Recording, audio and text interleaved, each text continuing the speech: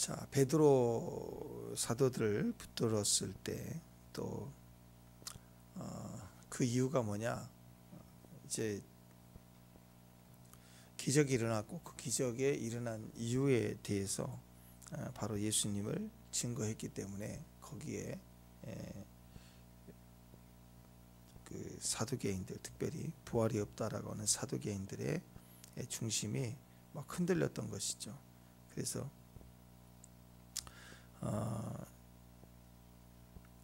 예수님의 이름에 그 2절에 보니까 예수 안에 죽은 자의 부활이 있다 하고 백성을 가르치고 전했다. 이게 마음에 걸리고 이것이 싫었던 거예요. 그러니까 우리가 교회를 다니는 게 싫은 게 아니고 예수님을 믿기 때문에 싫은 거예요. 예수를 증거하면 싫고 예수님만이 구원이다 그러니까 싫고 그런 거예요. 그러니까 분명히 알아야 됩니다. 자, 그래서 적대감을 품은 사람들이 그 예수를 증거했을 때 너무나도 막 불편해하고 힘들어하고 싫어하고 그래서 뒤집어서 생각하면 어떤 상황에서도 또 우리를 적대감을 품는 사람들 싫어하는 그 상황이 있죠. 그런데 그 속에서도 그것을 견디는 것, 그것도 중요합니다. 근데 어떻게 견뎌야 되느냐? 조용히 입만 다물고 있는 게 아니라 예수를 증거해야 돼요. 예수를 말해야 돼요. 말씀을 막 말해야 돼요. 이러면서 견뎌 나가는 거죠. 그게 핍박입니다. 예수님 때문에 핍박이 오고 또 예수님을 증거함으로 어려움이 생기는 걸 말해요. 물론 우리의 행실이 잘못돼서 막 피해를 입어서 막 예수 믿는 사람들이 저럴 수 있냐고 그래서 막 똑같이 욕하고 집어 던지고 막 그래서 막 어려움을 적대감을 가졌다. 그건 우리가 부끄러운 일이죠. 또 불강력적으로 또 말씀대로 살려고 하다 보니까 부딪히는 부분이 있지 않겠어요? 오해가 되는 부분. 그런 약간 회색지대 같은 경우도 있을 거예요. 그런 걸 말하는 게 아니라 그냥 누가 봐도 잘못된 행위를 하고 있다. 그래서 적대감을 품었다. 그것은 부끄러운 일이고 고쳐야 될 일이 맞습니다. 그래서 세상 사람들이 적대감을 가지고 얘기하고 할 때 귀담아 들어보고 판단을 해야 돼요. 고칠 건 고쳐야 되는 거죠. 그걸 얘기하는 게 아니라 순수히 예수를 증거하는 게 막 싫고 귀를 닫고 막 모욕하고 자 지금 뭐 물이라도 막 뿌리고 이런 일 있지 않겠습니까? 그런 얘기를 하는 것입니다. 그러다 보니까 이제 그 두려움과 적대감 속에서 복음을 증거하지 못할 때가 상당히 많고 머뭇거릴 때가 상당히 많습니다. 사실 교회 안에서도 그렇고요. 또 특히 교회가 대형 교회가 될수록 사역자들 특히 목사님들도 마찬가지입니다. 사람을 낚는 어부가 되라. 복음을 증거하라는 거죠. 영혼을 위해서 복음을 증거하라. 그랬는데 요즘에는 어장 관리자, 그렇죠? 수족관 관리자 그 정도 돼가지고 바로 얘기하면 떨어져 나갈까봐. 또 요즘 같은 경우는 설교 딱 끝나면 목사님 왼쪽입니까 오른쪽입니까? 그래서 문자가 온대. 그래서 말을 못한대. 옳지 않은 거 잘못됐다고 조금이라도 얘기하면 그냥 반틈이 나가는 게 반틈이. 그래서 조심할 수밖에 없고.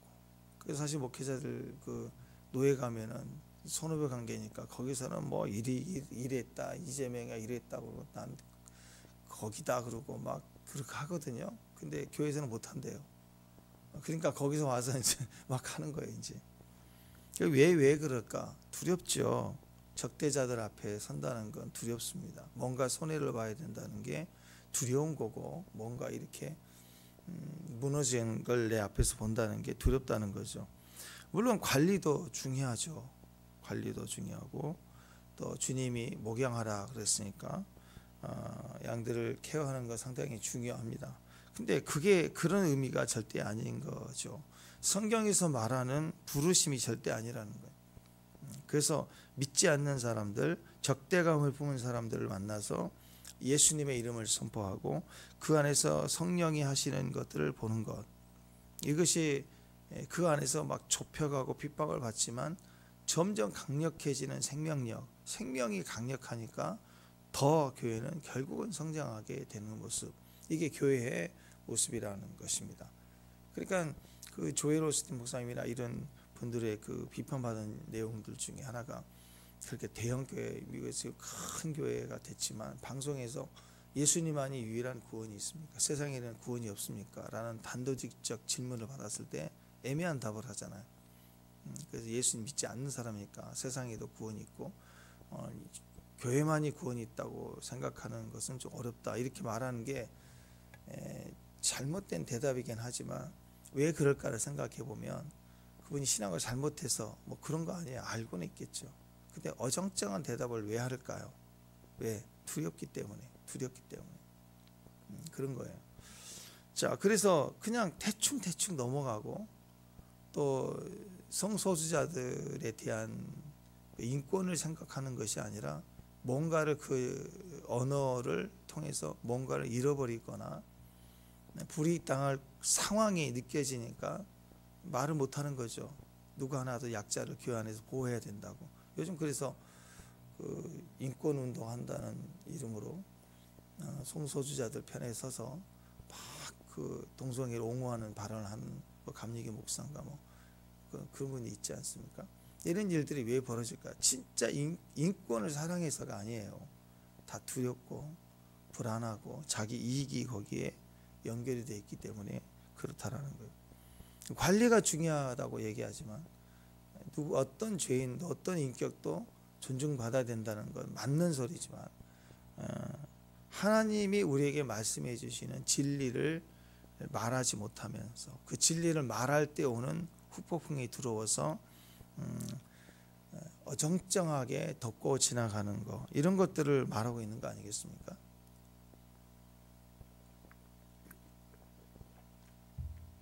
자, 오늘 보니까 제사장들, 성전 맡은 자들, 사두개인들, 자, 이런 사람들이 막 돌발적으로 이렇게 도전해 오는, 그래서 베드로 이제 사도들을 부딪혀 오는, 제한하게 하고 가둬버리고 또 때리고 하는 핍박이 시작이 되죠. 1절, 2절, 3절 보면 여기 보세요. 제사장들, 성전 맡은 자들, 사두개인들, 종교 지도자들, 종교란 종교 행위를 통해서 이익과 존경과 또 힘을 가진 사람들, 그런 사람들이죠. 그들은 예수님에 대해서, 예수님 부활하신 것에 대해서, 부활의 일들에 대해서, 부활하심으로 선포되는 복음에 대해서 무지하게 싫어합니다. 그래서 말하지 못하도록 가두었다라는 거예요. 싫어했다, 이 말은요, 그 원어로 보면 디아포노메노이, 그래서 이 단어가 심히 경노하고 크게 불안했다. 화만 내는 게 아니라 불안했다는 거죠. 그런 의미의 단어입니다. 그러니까 막 잡아다가 때리고 감옥에 집어넣고 핍박을 했다라는 거죠. 못하게 했다는 거죠. 그랬더니 4절에 어떻게 나왔는가? 4절 한번 읽습니다. 시작. 말씀을 듣는 사람들 중에 믿는 자가 많으니 남자의 수가 약 5천이나 되었다. 남자가 5천이니까 오병이가 또 일어난 거죠. 남자가 5천이니까 한 2만 명 믿는 거예요. 아이들까지 따라와서 아내들까지. 그러니까 이런 일들이 막 어마어마하게 일어나는 겁니다. 복음을 증거하니까 생명이 필요한 자들, 구원받을 자들, 생명이 반응한 자는 어마어마하게 물르고, 그 다음에 종교 지도자들은 심히 싫어하고, 그래서 복음이 증거되면 두 가지로 딱 나눠집니다. 엄청난 부흥과 엄청난 핍박, 이전에 경험해보지 못했던 핍박이 시작이 되고, 이전에 경험해보지 못했던 부흥이 시작이 되고, 이게 동시에 온다는 거예요. 말씀대로 딱 살면 당장 부딪혀요. 가족 안에서도 부딪히고 직장에서도 부딪히고 어려움이 눈앞에 쫙 보이거든요. 벌써. 그거와 동시에 내 영이 핍박 속에서도 내 영이 생명력이 강해집니다. 내 영이 강해지면서 그 영향력으로 인해서 이전에 보지 못했던 부흥과 변화들이 막 시작이 되는 것입니다. 좋은 것이 많을수록 나쁜 것도 많아진다는 거 똑같아요. 이것을 이겨내는 거, 어떻게 잘 저울질하고 어장관리할 게 아니라 믿음 앞에서 믿음으로 가라는 거죠. 가라는 거.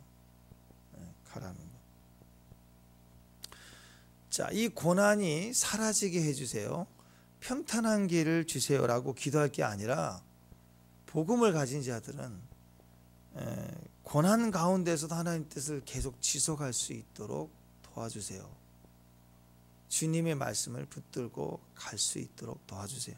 말씀을 붙들고 가도록 기도해요. 말씀의 뜻이 이루어지게 해달라고 기도하는 거죠. 에브라함 링컨의 기도 여러 번 얘기했잖아요. 남군 북군 다 찬송하고 그때 제일 많이 불렸던 찬송이 마귀들과 싸우지라. 남쪽 군대도 총 들고 북군 매 싸우면서 마귀들과 싸우면 누가 마귀예요? 북군이 마귀고 북군 입장에서 남군이 마귀고. 그래서 막 기도회를 하는 거예요. 막 기도회를 해서 남쪽 군대는 기도하면서 기도회를 하면서 싸우는데 우리도 기도회 되지 않겠냐고. 대통령 우리가 기도하면서 싸우자고. 이기게 해달라고. 그때 링컨이 그랬잖아요. 우리가 이기게 해달라고 기도하지 말고 우리 주님의 뜻이, 이 전쟁이 너무나 아프잖아요. 이 전쟁을 통해서 하나님 뜻이 이루어지도록 기도하자고. 그럴 때가 많아요. 그냥 내 뜻이 이루어지는 게 승리고 내 뜻과 반대편에 사는 사람은 다 마귀고, 그렇게 가면 안 되는 거죠. 어떤 핍박이 오고 어떤 상황이 와도 이 상황을 다 이해할 수 없지만 하나님 뜻이 이루어지게 해달라고. 비록 싸움에서 지더라도 주의 뜻이 이루게 해달라고. 이기는 것도 지는 것도 그게 중요한 게 아니라 하나님의 뜻이 이루어지도록 해달라고 기도하는 거. 그게 믿는 자들의 기도라는 거죠. 핍박을 당할 때 보면 알아요. 대적자가 섰을 때 그걸 막 죽이려고 하고 무슨 기도하면서 이기겠다는 건 궁예거든요. 궁예. 관시법으로 치는 거죠. 보았다 하면서 저들은 마귀다 이런 거. 그건 신비주의예요. 신비주의. 자, 우리는 오직 부흥과 핍박이 동시에 올 때 이해를 해야 돼. 왜 그런가? 복음 앞에 섰기 때문에. 복음을 가지고 끝까지 이길 수 있도록 제가 약해져서 포기되지 않도록 제 영혼을 붙들어 주세요 하고 싸움에 서 있는 자들은 믿음의 싸움을 해나갈 때 기도해야 되는 것입니다. 우리가 여기서 기억해야 돼요. 복음 앞에 서 있는가 그것도 중요하고, 복음을 증거하는 것다 증거하고 있는가도 중요하고, 똑같은 맥락에서 보면 대적자들 입장에서 볼 때 왜 대적하는가를 생각해 보십시오. 똑같은 거예요. 생명편에 서 있지 않기 때문에 대적자가 되고, 생명편에 서 있지 않기 때문에 대적자가 일어났을 때 어정쩡해 버리는 거죠. 똑같아요. 주님 편이 아닌 거예요. 다 내 편인 거예요. 자기 생각 편인 거예요. 그래서 우리가 어떤 사람이 예수의 대적자가 되는가 잘 생각해야 됩니다. 대적자들은요, 자꾸 뭔가 이렇게 왔다 갔다 바뀌면서 자기 이익을 따지는 사람들이라면 대적자가 반드시 됩니다. 대적자가 그냥 되는 길이에요. 이익을 따라 반응하는 건 대적자가 돼요. 어떤 상황이든 우리는 목숨까지, 불이익까지 감수한다는 건 뭐예요? 복음을 붙들었다는 거 아니에요? 말씀을 붙들었다.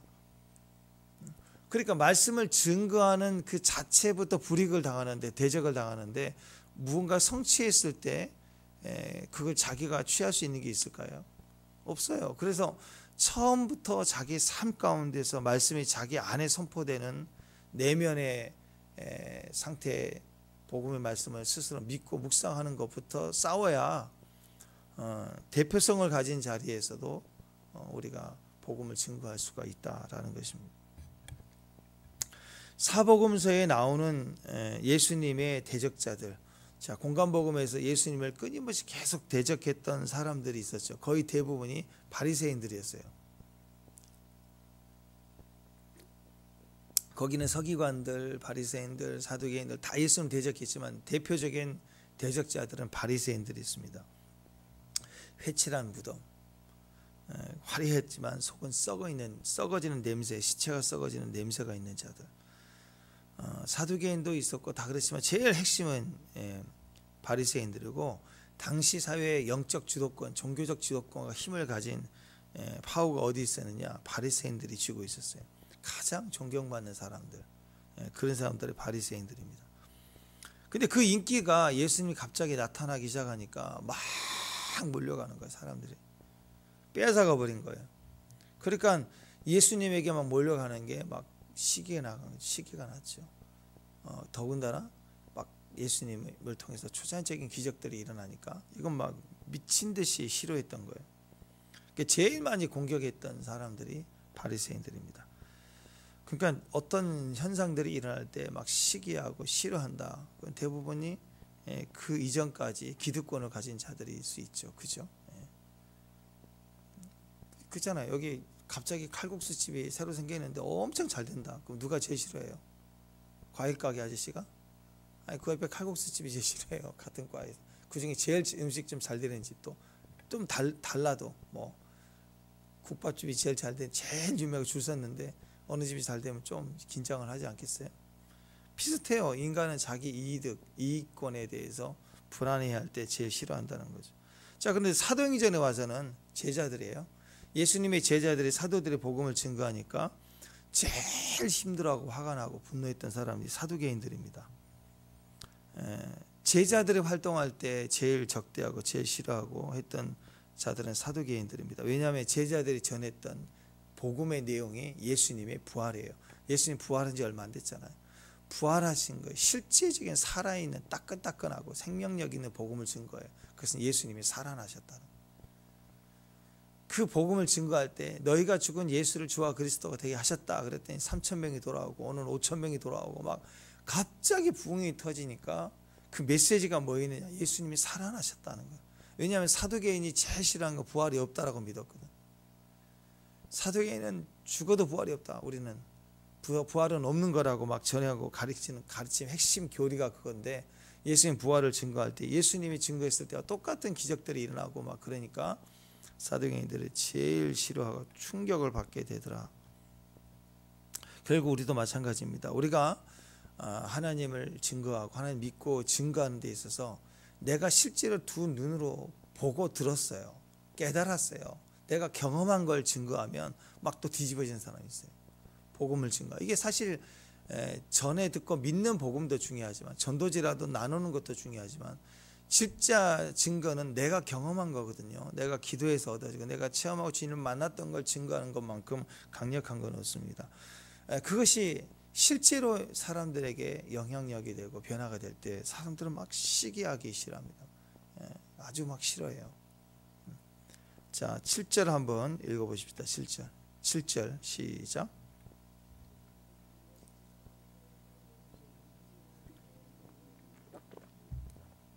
무슨 권세와 누구의 이름으로 이 일을 행하느냐. 자, 사도들을 가운데 세워놓고 묻는 이 질문을 보면 이 질문을 몰라서 해요? 누구 이름으로 지금 사도들이 전하고 있어요? 예수님의 이름으로. 누구 권위로? 하나님의 권위로. 예수님 이름의 권세를 가진, 이름의 권세를 가지고 부활을 증거하고 있습니다. 바로 3장에서 나면서부터 안진뱅이였던 거예요. 그러니까 40년 동안 안진뱅이로 있던, 딱 구걸했기 때문에 다 알잖아요. 이 사람 누군지 다 알아요. 근데 그 사람이 일어났다는 거예요. 누구도 부인할 수가 없는 거예요. 다리가 좀 아파서, 다리가 저려서 좀 쩔뚝쩔뚝 거리다가 혈액순환이 좋아서 일어선 게 아니고, 어떤 사고로 최근에 아팠다가 일어난 게 아니고 나면서부터고 40년 동안 구걸했던 자고, 누가 봐도 성전 지나가면서 다 봤던 사람이에요. 다. 근데 멀쩡하게 일어났다고요. 이 사람 모르는 사람이면 간첩이죠, 간첩. 자, 이게 분명히 일어났던 거고 누구를 증거하고 있는지도 분명히 알고 있으면서도 대답을 하라. 그 말은 이 압박감 가운데서도, 이 억압 속에서, 대적하는 상황 속에서도 네가 할 수 있느냐, 신앙을 죽이려고 도전을 하는 거죠. 그러니까 이게 분명히 알 수 있는 사람이 기적을 일어났고 또 예수님의 이름 부활을 증거하고 있기 때문에 정상적이라면 이게 왜 이런 일들이 일어났을까 좀 설명을 해봐라, 이렇게 해야 되는 게 맞습니다. 일어난 사건이니까 부인할 수 없는 거예요. 자기들도 인정하는 거예요. 지금 앞에서 막 뛰어다니잖아요. 막 증거하고 다니는 거고. 근데 자기들이 가지고 있는 기득권에 대한 도전으로 보니까 부활하신 예수님이 하셨다 그 말을 해서는 안 된다는 거죠. 그 얘기 절대 하지 말라는 거예요. 그러니까 다른 이유 때문에 일어났다 그럼 용서해 주겠다, 용납해 주겠다, 봐주겠다, 그거예요. 다른 이름으로 했다. 부활을 얘기하지 말라는 거예요. 그러면 계속 전해. 그리고 뭐 사람들 몰려도 괜찮아. 너도 하고 싶은 대로 해. 대신에 예수님 때문에, 그분이 부활하셨기 때문에 일어났다는 얘기는 절대 하지 마. 예수만을 증거하지 마. 그 얘기예요. 결국 그 핵심이에요. 결국 그 핵심. 그럼 우리는 뒤집어서 최후 어떤 상황에 와도 어떤 고백을 해야 돼요? 예수님만을 증거해요. 오직 예수, 오직 예수, 예수밖에 몰라요. 오직 예수, 오직 예수. 한경직 목사님 돌아가시기 전까지 심해 걸려서 왔다 갔다 하면서도 마지막까지 계속 했던 말이 그 얘기 아니에요. 예수 잘 믿읍시다. 거기에 평생 설교했던 게 다 들어있는 거 아니에요. 예수 똑바로 믿자고. 예수 잘 믿고 가야 된다고. 예수만을 증거하지 말라. 그게 사탄이 제일 싫어요. 제일 싫어해서 선포하는 내용이에요. 세상이 제일 싫어하는 거 예수만을. 우리는 뒤집어서 얘기하면 죽은 날까지 누구를 전해야 돼요? 예수만을 전해야 돼요. 자, 마지막 호흡이에요. 호흡을 딱 할 때, 그럴 때 우리 입에서 나올 마지막 호흡을 통해서 공기를 실어서 소리가 나가잖아요. 공기가 있어야 소리가 들린다고요. 그러니까 이 마지막 호흡에 공기에 실어야 될 이름이 예수라고. 예수. 그래야 구원이에요. 그게 그 사람 영혼을 하나님께 붙들으시는 이유가 되는 거예요. 천국 네가 무슨 자격으로 갈래? 앞에서 천국에 있다만한 마동석 같이 생긴 사람이 수천 명이 지켜서서 네가 천국을 왜 들어와? 이 죄인아. 책을 막 써 보이면서 너가 몇 월 며칠 날 몇 시에 이런 생각했고 이런 말을 했고 이런 죄인이 네가 어떻게 천국 들어올 수 있느냐. 막 그런 상황이 올 때 천국 들어갈 자격이 있죠. 이유 그 대답이 뭐예요? 근거가 뭐예요? 라이센스가 뭐예요? 예수를 믿는다. 그러면 다 통과예요. 통과. 예수만을 증거해야 돼. 어떤 상황에 있어도 예수. 그 이름의 권세를 우리가 믿고 선포해야 됩니다. 아니 하다못해 그 물 분자 실험 그거 보셨죠? 그 보세요. 욕설 적어놓고 덮어놓으면 막 분자가 깨지고 얼음 그 눈 알갱이도 깨지는데 예수란 사랑, 예수란 단어에도 물 얹어놔도 쪽지 위에다가 물 얹어놔도 분자가 바뀐다고 하잖아. 아니 이름에도 권세가 있다고. 우리 몸이 70%가 물이라고 그러는데 그죠? 예수란 이름을 나팔을 불기 시작하면 몸도 변화되고 몸에 아픈 몸도 분자도 DNA도 바뀌고 그럴 거 아니에요. 어떤 상황에서도 예수를 말하고 선포해주고 부정적이고 부적절하고 적대적인 환경이 와도 거의 미친 사람처럼 막 설치되고 막 환경이 어렵고 막 골치 아프고 그래도 그 안에서 누군가는 예수를 끝까지 말을 해야 그 환경 공기가 바뀌어지고 사람이 바뀌어질 거 아니에요. 그죠? 네. 그래서 적대자들은 예수만을 증거하지 말라. 예수만을 증거하지 말라. 예수만. 자, 우리에게도 똑같은 접근이 있다라는 것입니다. 기존에 벌어진 것들은 다 그냥 기정사실이에요. 바꿀 수는 없잖아요. 안전병이 일어나는 걸 어떻게 바꿔요? 일어나 버렸는데. 그러니까 그걸 인정은 하는데 그러나 그 해석을 예수로 하지 말라는 거예요. 그럼 불편해지니까. 예수만 하지 말라. 지금 WCC도 마찬가지. 종교연합, 종교인들이 다 모여서 좋은 일을 해요. 나쁜 건 아니잖아요. 근데 그 조건이 뭐냐? 종교의 연합이니까 모든 종교의 구원론 자기 것만 있다고 하지 말자. 그러니까 진짜 기독교인들은 같이 못하는 거죠. 그걸 어떻게 인정하고 일을 같이. 그러니까 세상은 욕도 먹죠. 기독교인들 저 독선 저들만 빠졌다고. 자기들만 구원이 있다고.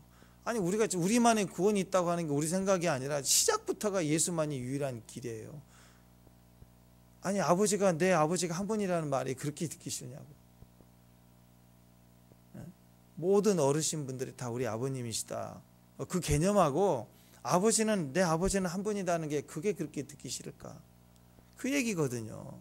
다른 어른들을 다 싫어하고 다른 어르신들을 다 그냥 아저씨로만 정하겠다는 그 개념에서 우리 아버지는 한 분이다. 그 얘기가 아니잖아요. 무시하겠다는 게 아니잖아요. 그냥 내 아버지는 한 분이라는 게 그게 그렇게 그걸 못하게 하는 거예요. 하지 말라. 상대적 차별을 받는데 아저씨들이라고. 자기 아들도 있을 거 아니에요. 그것이 싫은 거예요. 그게. 그러니까 절대 그거 예수를 말하지 말라. 유일한 구원을 말하지 말라. 하나님을 말하지 말라. 그것 때문에 막 싫어하는 거죠. 싫어합니다. 자, 신명기 13장에 보면은 1절부터 나와 있는 얘기가 뭐냐면 너희 중에 선지자나 꿈꾸는 자가 일어나서 많은 이적과 기사를 내게 보이려고 행할 수 있다. 이러면서 다른 하나님을 섬기는 자를 죽여라 라는 신접하고 막 주술 행하고 이런 자들을 끊어내라는 얘기죠. 그게 이제 신명기 13장에서 1절에서 5절까지 쭉 나와 있는 내용입니다. 그 얘기를 인용을 해가지고 이적과 기사가 있다고 다 진짜가 아니다. 우리 이런 얘기 많이 들었죠. 사실 이단도 이적과 기사를 행할 수가 있죠. 가짜가 있을 수 있고 속임수 마수처럼 속일 수도 있지만 뭐 가끔씩 나올 수도 있잖아요. 왜 마귀도 그런 일을 행할 수 있으니까. 아니 불교에서도 막 땀 흘리잖아요. 가끔씩 그 동해 어디 그 비석에 불상에 막 땀 흘려.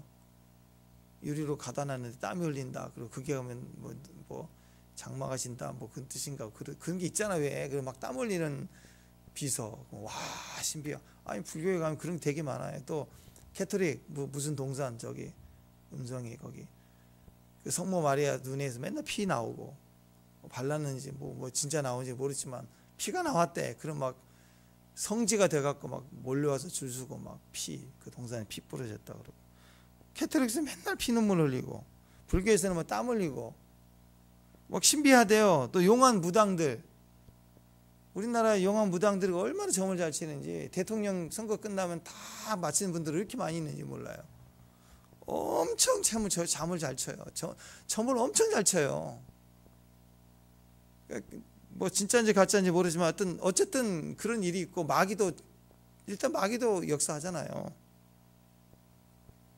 그러니까 우리가 그런 얘기 많이 하죠. 이적과 기사를 믿으면 안 되고 말씀 믿어야 된다. 이런 말 하잖아요. 마지막 때니까 더 미혹이 많을 수 있다. 그런 말들을 하잖아요. 안 그래요? 그렇죠? 또 이단들 또 막 기적이 있다. 뭐 예전에 신천지 전도 방법 중에 하나가 있어요. 자기 친구나 그 식당에서 자기 어머니 신천지 끌어들려고 딸이 엄마가 어디가 아프고 뭐 이런 얘기를 정보를 줘갖고 그 다른 사람들이 그 식당에 이제 음식 먹으러 가가지고 기도 좀 해줄 수 있냐고 기도해달라고 그랬더니 정보를 줬잖아요. 점장이처럼 얘기하는 거예요. 너 허리가 어디가 아픈데 뭐 무슨 이유 때문이고 막 그래서 이제 전도를 하는 거죠. 짜가지고 그렇게 한 예가 있어서 전도 방법 중에 그런 게 있다고. 초자연적인 전도, 예언적 전도라고. 가짜가 되든 어쨌든 당한 입장에서는 신비하고 어떻게 나를 알지 이럴 수 있잖아요. 어쨌든 그런 뭐 건강식품 먹고 나을 수도 있고 그런 것처럼 그걸 종교화해서 나았다라고 얘기하는 경우도 있겠죠. 자, 근데 이런 배경 속에 마지막 때일수록 미혹당하지 않아야 된다. 이런 우리가 흔히 생각하는 이러한 이야기들을 오늘 사두개인들 입장에서는 이걸 사용하기에 좋은 거예요. 왜? 구약에도 이 말씀들이 있으니까. 이걸 이용해가지고 예수님의 부활에다가 적용하는 거죠.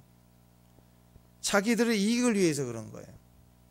예수님과 예수님의 죽음과 예수님의 부활을 이단으로 몰아가 버리면 되는 거예요. 그래서 이적과 기사가 있다는 걸 인정한다. 근데 이것을 하나님이 아니고 그것이 예수로부터 왔다 그러면 그게 아닌 거예요. 그러니까 막 죽이려고 하는 거 아니에요.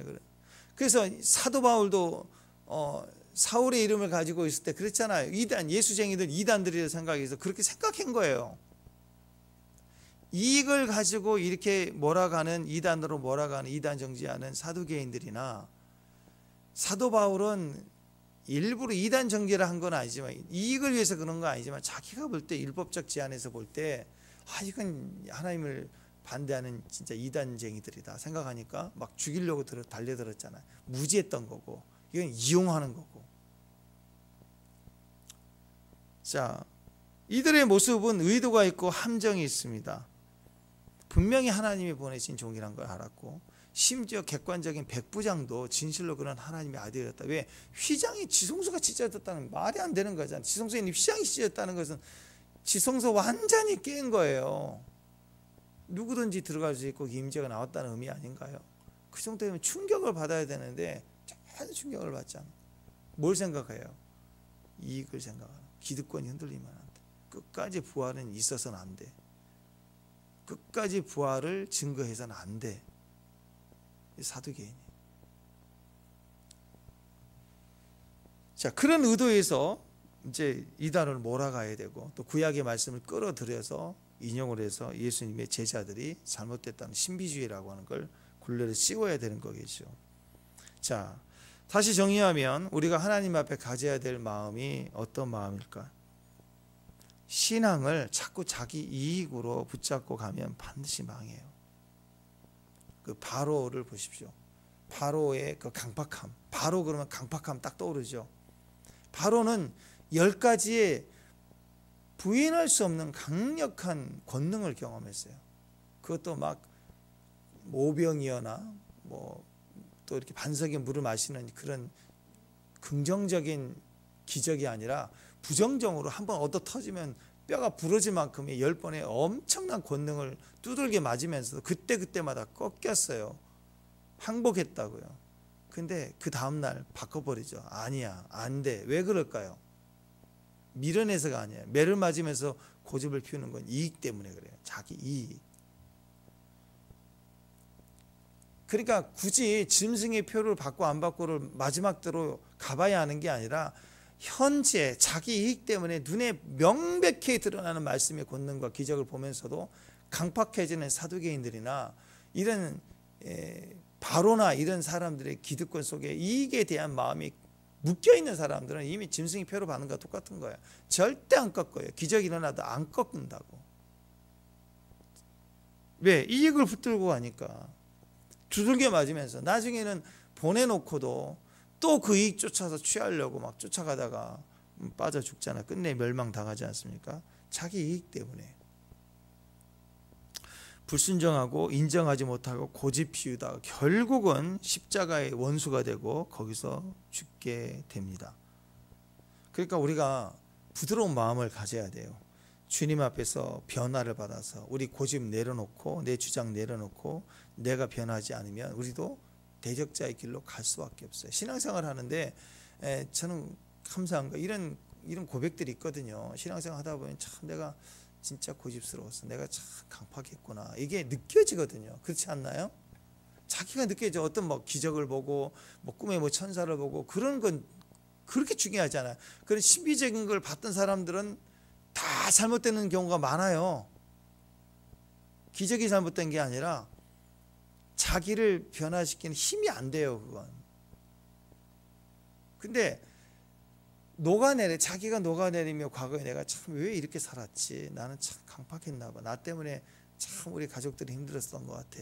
이렇게 뭔가 스스로 느낄 만큼 이렇게 부드러워지고 있는 게 가장 강력한 성령의 역사예요. 그 사람은 안 변해요. 그게 주님 앞에 단단히 서가는 모습이에요. 근데 뭘 봤다 그러고 뭐가 나타났다 그러고 막 그런 분들이 있거든요.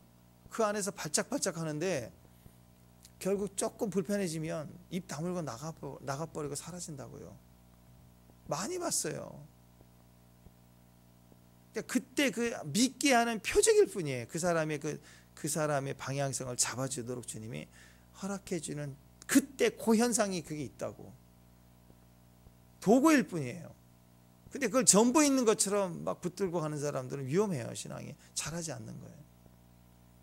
그러니까 아이들도 보세요. 어린아이일 때 우리 엄마 막 붙들려서 엄마 말이고 하나님 말씀이고 막 붙들어서 막 떨어지기를 싫어하고 막 어렸을 때 임재를 배우잖아요. 막.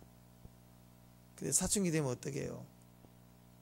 그 똑같은 엄마의 말 한마디에 막 왜 이렇게 막 힘들게 하냐고 막 밀어내고 듣기 싫어하고 막 그죠? 떨어져 나가려고. 왜? 싫은 거예요. 싫은 거. 뭘 주면 좋아하고 안 주면 싫어하고. 그런 신앙으로 돼버리면 잘하지 못하는 거겠죠. 기억하십시오. 자리만 지키면서 자기 이익을 따르려고 계속하는 기질을 가지면 100% 하나님 나라의 대적자가 됩니다. 이미 표를 받은 사람이에요. 결탁되어 있어요. 그들은 항상 나는 지금까지 오래 믿고 잘 살아오면서 나는 아무 문제가 없었어 라는 가장 안정적인 생각을 갖고 있어요. 자기에게 주는 위로감이야. 나는 나쁜 짓 하지 않았고 더 이상 나쁘게 살지도 않았고 이 정도면 충분하지. 나는 오래 믿었지만 내가 뭐 극단적으로 간 적이 있나. 근데 엄청난 고집스러운, 엄청난 강팍함이 있는 거예요. 근데 여러분, 변화가 안 된 사람들은 그냥 변화 안 된 모습으로만 머물러 있으면 얼마나 좋을까. 이대로 간다면 난 피해도 안 주고 나는 나대로 종교생활도 잘하고 친구생활도 잘하고, 그렇죠. 한 번씩 교회 와주고 뭐 도와달라고 하면 도와주고 또 봉사도 하고 얼마나 마음이 떳떳해요. 그리고 또 불편하면 또 사교 모임 가고 취미 활동하고, 그래서 서로 부담스럽지 않게 지혜롭게 잘하는 거예요. 세상 생활도 잘하고 친구 생활도 잘하고 가족들에게 좋은 아빠, 교회와도 좀 지혜 있고 멋진 그렇지 않은 모습을 보이고, 직장 가도 뭐 부장님 교회도 잘 다니시고 뭐 인기도 많고 직장에서도 다방면에. 그렇죠. 어떤 분이 그랬잖아요. 그래서 오늘부터 생각해 보니까 아닌 것 같아서 복음을 딱 증거하기 시작하니까 나쁜 아빠가 되는 거예요. 왜 주일날 예배만 드리고 왔는데 봉사하고 또 어디를 기획하고 헌신하겠다고 그러고 왜 거길 가야 되냐고. 가정 모임에서 빠져나가니까 점점 싫어하기 시작하는 거예요. 직장에서도 마찬가지입니다. 주일 한 번씩 제끼고 두 번씩 제끼고 괜찮았는데 그리고 열심히 잘 살았잖아요. 근데 꼭 주일을 지키려고 하고 안 된다고 그러고 그러니까 직장에서 불편해지기 시작해요. 출장을 보내려고 하는데 지금까지 잘했는데 얘 주일 안 되겠다고, 지키기로 했다고, 주일 빼고 가겠다고, 다른 사람 보내라고 막. 그러니까 위에서도 불편해지는 거예요. 왜 꼭 그래야 돼? 왜 꼭 내 친구가 전도사야 막 이러면서 왜 꼭 그런다고. 목사님도 그래요. 어떤 목사님이 어느 날 고아로 자란 목사님이 그 가족에 대한 마음이 너무 커서 개척해서 한 20년 사역해 오면서 가족 같은 교회가 되는 게 비전이에요. 무슨 촌 교회인데 지구촌 예수촌 그런 게 있잖아요. 가족 단위로는 막, 그래서 그 교회는 주일 오후만 되면 다 나가서 막 체육대회하고 막 재밌는 거예요. 너무너무 교회에 오면 재밌는 거예요. 너무 행복했습니다. 어느 날 성경을 사도행전을 보는데 한 번도 핍박을 받아본 적이 없어요. 교회가 성장을 하고 자고. 목사님 개인적으로 충격을 받고 복음을 증거해야 되는구나 하고 목사님이 복음을 증거하기 시작하고 말씀대로 살 십자가를 전하고 했더니 막 그렇게 좋았던 교회 안에 형제자매들이 싸우기 시작하고 가족들이 싸우기 시작하고 교회가 막 이웃에 뭐라고 막 싸우기 시작하고 좋은 오케스트라에 아름다운 찬양 멋지게 했는데 생명 걸고 막 찬양하고 막 또 찬양하고 막 앰프가 커지고 그러니까 이웃에서 막 시끄럽다고 막 민원이 들어오고 경찰이 뜨고 막 교회도 분쟁은 시끄럽고 막 문화적이고 오케스트라가 좋은 찬양을 했는데 막 찬양을 하고 북을 치고 막 이러니까 점점 싫어하고 갈등이 생기고 도전이 오고 그러더라는 거죠. 코로나 시대에 교회가 미안합니다. 그런 교회는 싸울 일이 없어요. 정부의 지침을 다 따라서 가는 게 맞는 거라고 그러면. 근데 아니라고 막 그렇게 하면 어떻게 성경책을 보면 교회에서 책을 보면 바이러스냐 막 이런 말하면 주변도 불편해지기 시작합니다. 복음이 증거되면 무조건 대적자가 일어나요. 타협하면 나부터가 결국은 나중에는 대적자가 되는 거예요. 극단적으로라도 성령을 절대적으로 의지해야 되는데 성령을 제껴버리고 말씀을 제껴버리고 내 생각대로 가기 시작하면 당장은 편해요. 집에서도 편하고 교회에서도 편하고 환경에서도 편하고 신앙생활 잘할 수 있어요. 근데 그것은 결국 마지막 때가 되면 나도 주님을 대적하는 자리에 설 수밖에 없는 거예요. 그러니까 제일 좋은 방법은 성령입니다. 성령 우리 내면에 계셔서 내 내면의 생각과 마음에 가장 완전하고 또 분명한 음성을 우리에게 들려주고 계세요. 그 음성을 순종하고 증거하고 그리고 그 도움을 받아야 되는 것입니다. 그래서 베드로후서 3장 15절 16절을 보면 또 우리 주의 오래 참으심이 구원이 될 줄로 여기라. 우리가 사랑하는 형제 바울, 우리가 사랑하는 사도 바울도 그 받은 지혜대로 너희에게 이같이 썼고 또 그 모든 편지에도 사도 바울이 썼던 서신서의 성경 말씀드립니다. 이런 일에 관하여 말하였을 때 그 중에 알기 어려운 것이 더러 있으니 무식한 자들과 굳게 서지 못하는 자들과 다른 성경과 같이 그것들도 억지로 풀다가 스스로 멸망에 이르렀다. 베드로가 예수님 12제자 중에 제일 첫 번째 수제자잖아요. 사도 중에 제일 첫 번째 수장 아니에요.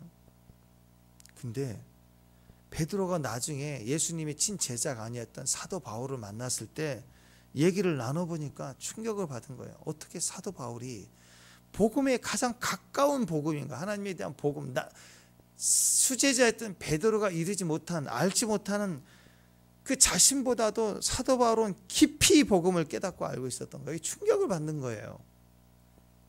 사도 바울은 예수님의 친제자가 아니었다고요. 만난 적이 없어요. 가르침을 받은 적이 없다고. 근데 바울을 만났는데 바울이 받은 지혜가 내가 알고 있는 것도 우리가 전한 것 같이 동일하게 썼던 것 같은 복음 안에 있지만 그 중에는 나도 이해하기 어려운 부분들이 있었다라는 거예요. 억지로 그것을 막 꿰맞추고 풀이하고 대적하지 말라는 거죠. 자, 대표적인 게 이방인들에게 복음이 열렸다라는 거거든요. 이 우주적 복음은 베드로 사도 12제자 마찬가지지만 유대인들에 의한 복음의 역사로만 받아들여졌어요. 한동안 예수 믿고 구원받는 그 믿음으로 구원받는 건 유대인의 복음으로만 알았단 말이에요. 그런데 사도 바울이 이방인의 사도로 나오면서 또 베드로 역시 고넬료 집안에 초청을 받으면서 이방인의 가정에 성령 받는 걸 보고 충격을 받잖아요. 베드로가. 그리고 성령이 주관해서 따라가라, 먹지 못할 음식을 먹어라, 막 이런 불가항력적인 주님의 주권적인 역사로 베드로는 순종할 수밖에 없었고, 복음의 역사를 보면 이방인의 구원이 전해지는 걸 보고 베드로가 큰 충격을 받았는데, 그 사건을 통해서 베드로가 사도 바울을 증언하게 되는, 이방인의 구원이 임했다는 것을 증거하게 되는 조력자가 되죠. 만약에 베드로에게 그런 일이 없었다면 그냥 또 다른 이단이 생겨날 것다, 이방인의 구원이 있다고 난리치는 저놈은 나쁜 놈이야 라고 사도 바울을 계속해서 적대했을 거예요. 자, 그때 깨달은 겁니다. 유대인들은 예수님 당시에 처음 복음이, 사도 바울 이전까지 복음을 증거해서 구원받은 사람들은 대부분 유대인들이었어요. 유대인들. 베드로의 첫 번째 설교로 3,000명이 돌아오고 다 대부분 유대인들이에요. 대부분 유대인들이고, 이제 이방인들이 초대교회 당시에는 이방인들을 막 믿기 시작할 때라고요. 대부분의 복음 증거는 유대인들이 구원받고 이방인들을 막 구원받을 만한 그때인다. 그때. 그러니까 이방인의 구원으로 넘어가기 위해서는 이방인들을 위해서 구원의 다리가 될 수 있는 사도가 필요해서 하나님이 사도 바울을 세우신 거거든요. 그러면서 복음이 우주적으로 확산이 되기 시작하는 거겠죠.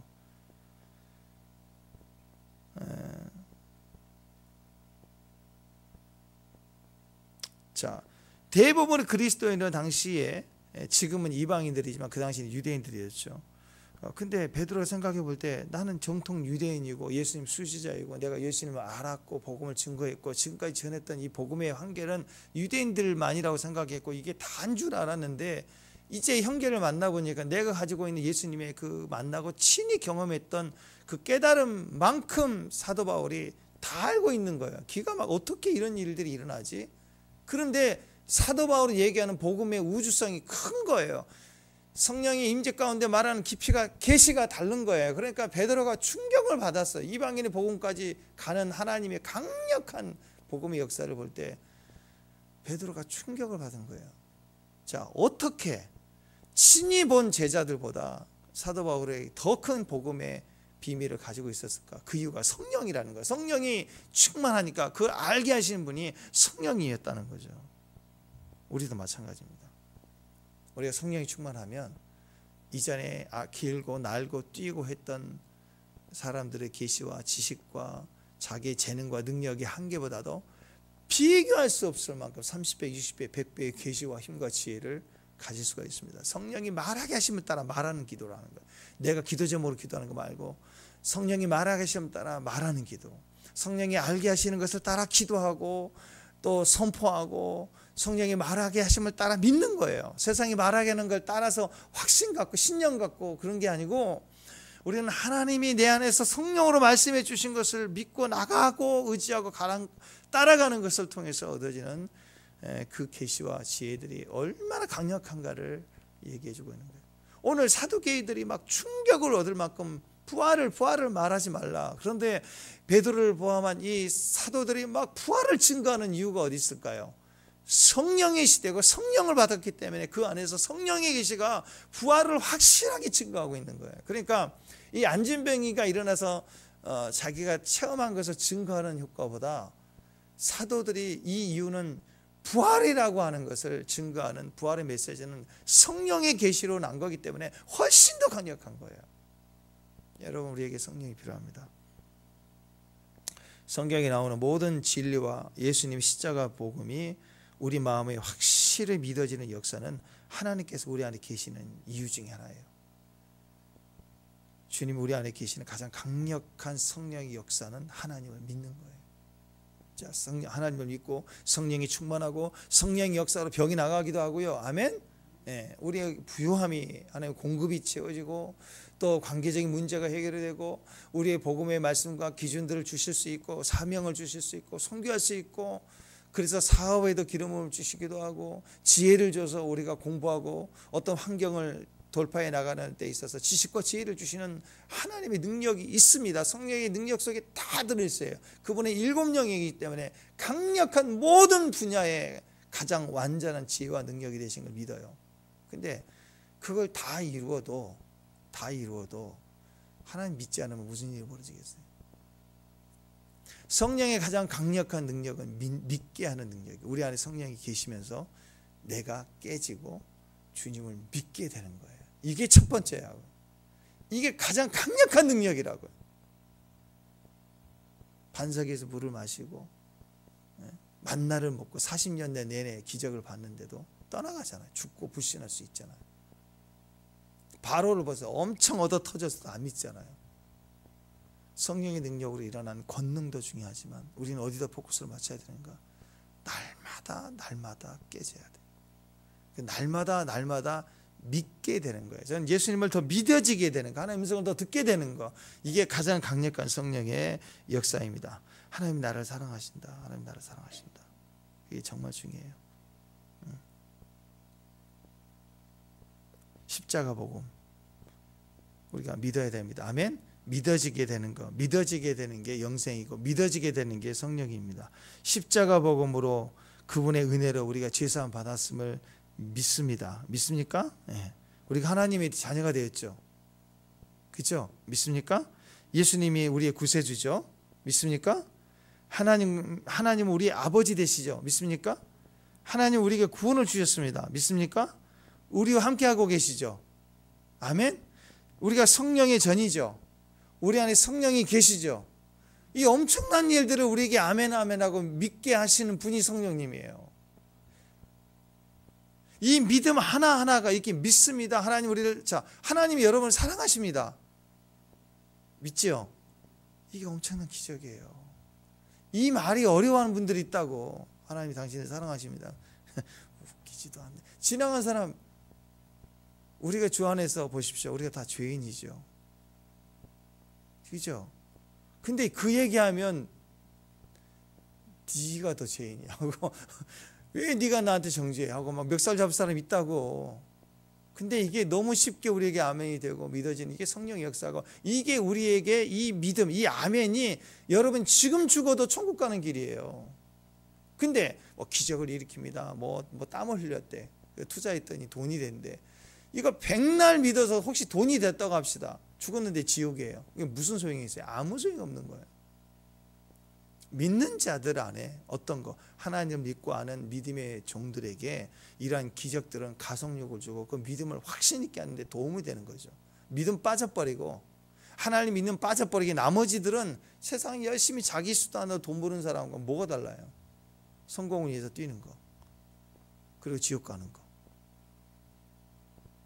그래서 기적과 이적이 우리에게 필요하지만 그걸 믿는 게 아닙니다. 거기다 포커스 맞으면 큰일 나요. 그건 우리 지식도 능력도 아닙니다. 지금 눈앞에 사도계인들 눈앞에 기적이 일어났으면 자기의 절대적 가치는 부활이 없다라고 믿었지만 부활이 증거되면서 나타나는 이 기적을 볼 때 꺾여야죠. 꺾여야죠.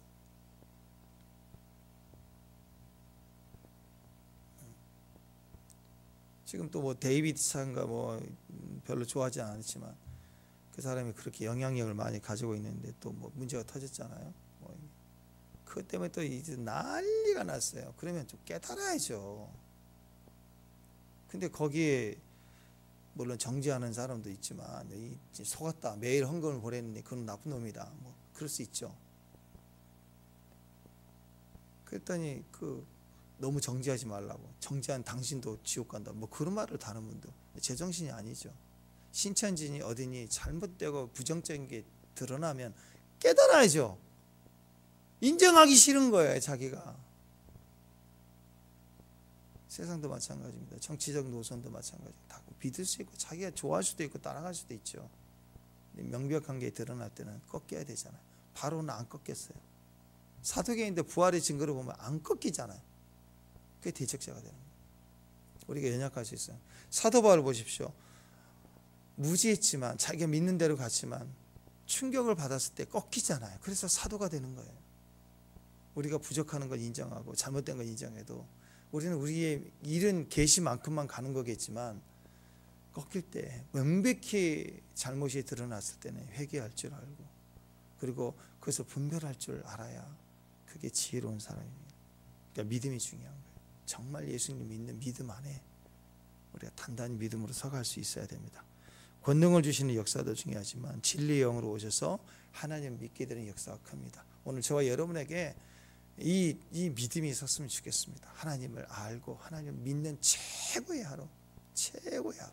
세계를 뒤집어놨던 에반 로버츠나 뭐 D.L. 무디라든지 이런 분들의 간증에 성령이 가장 강력하게 부딪혔던 회심의 역사가 항상 이거였어요. 뭐 천사가 나타났고 너는 뭐 이걸 전해라 막 이런 게 아니었고 그리스도가 믿어지게 돼서 폭포수 같은 막 눈물을 흘리면서 저 영혼이 해골 바가지 같고 내가 얼마나 죄인이었는가를, 그래서 하나님을 믿게 되는 역사가 그들에게 시작됐을 때 사도 바울도 그랬죠.